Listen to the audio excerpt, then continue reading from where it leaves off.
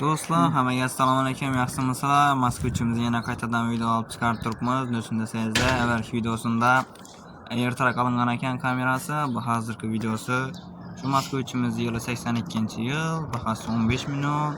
Lekin mashinamizni taqaladigan bahasini ham bildik, narxini bitadigan yerini 13 million dedilar.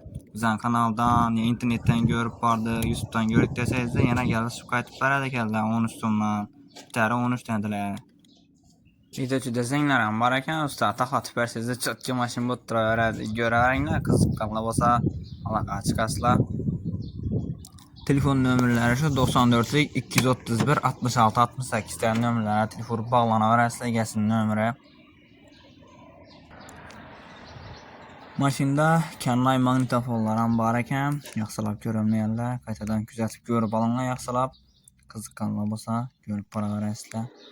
İç holati, tashqi holati. Zanglari bor dedik, zanglarni ustaga ko'rsatib ko'rib o'tasizlar, qiziqqanlar bo'lsa. Egalarning nomerini qo'yib o'tdik.